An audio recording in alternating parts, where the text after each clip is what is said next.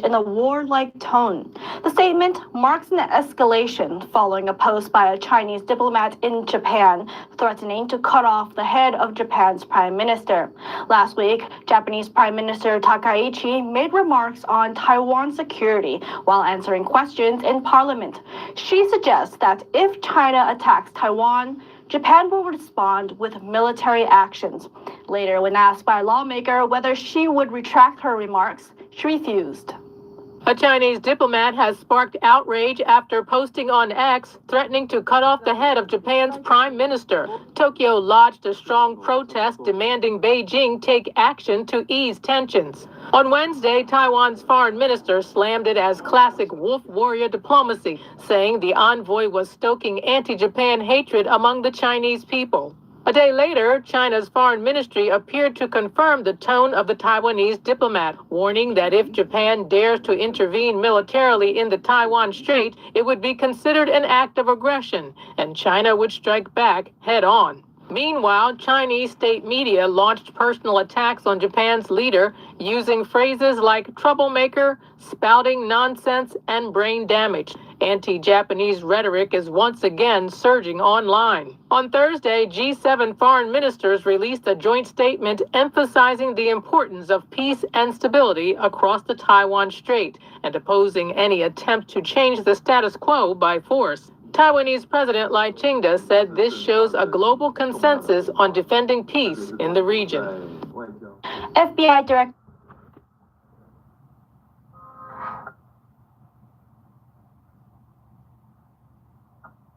say the move signals that Trump as well. The White House is raising new concerns about Chinese e-commerce and tech giant Alibaba. A memo shared with the Financial Times says Alibaba had been providing the Chinese military with tech support aimed at targets in the U.S. It also claims the company gives the Chinese regime access to customer data, things like IP addresses, Wi-Fi details, and payment records. Alibaba quickly denied all these claims, but after the news broke, shares in the Chinese tech company fell 4.5%. The memo, dated November 1st, came right after President Trump met with Chinese leader Xi in South Korea. The White House wouldn't say whether its plans to respond to the allegations. And this isn't the first time U.S. lawmakers have raised concerns. Some have urged the Trump administration to take tougher action against the Alibaba group. It's the first deal of its kind since President Trump took office earlier this year.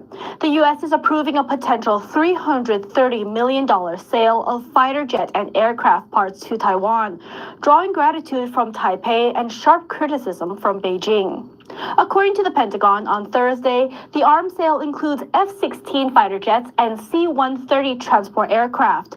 The F-15 fighter jets are designed to outmaneuver enemy fighters, hit targets accurately in any weather, and is capable of flying long distances. Meanwhile, the C-130 aircraft can carry and transport many types of large or heavy cargo on the ground or by air, with the capability to airdrop cargo up to 4,200 pounds. The deal is expected to take effect in a month. Taiwanese officials call the U.S.-Taiwan partnership critical for peace and stability across the Indo-Pacific.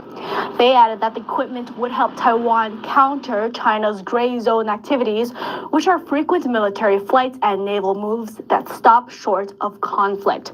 Beijing condemned the deal. A Chinese foreign ministry spokesperson says it's the first red line the U.S. must not cross if it wants to maintain relations with Beijing. The Chinese Communist regime claims democratic Taiwan as its own despite never having ruled it. This latest U.S. arms sales to Taiwan comes just a few weeks after Trump and Xi's talks last month in South Korea. Analysts say the move signals that Trump won't use Taiwan as a bargaining chip, dispelling earlier rumors.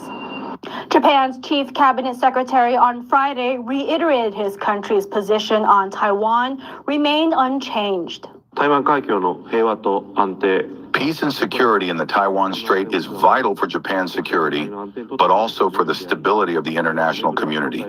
The government of Japan has consistently maintained the position that we expect issues concerning Taiwan to be resolved through peaceful dialogue.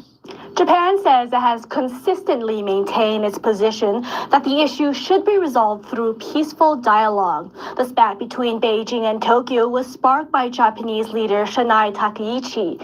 She made remarks in parliament last week that a Chinese attack on Taiwan could amount to a survival-threatening situation and trigger a military response from Tokyo.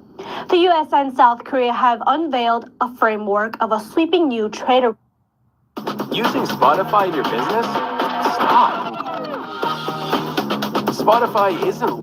今天谈的问题其实全部串起来，就是美国支持日本，对台湾安全的介入，然后呢，台湾呢跟日本一样都要去美国做制造业的投资，甚至于台湾日本可以联手，成立新的公司或者合资了哈，在美国来投资制造业，帮美国这个在地化不是搞全球化了那打造完整的产业链，叫做台湾园区然后呢，这个等于是说把新竹科学园区在美国复制一下，让美国有完整的产业链在地化应对可能的那个战争风险等等，然后呢，美国有能力保护台湾的安全那台湾支持美国的再工业化这是一个美好的那个愿景。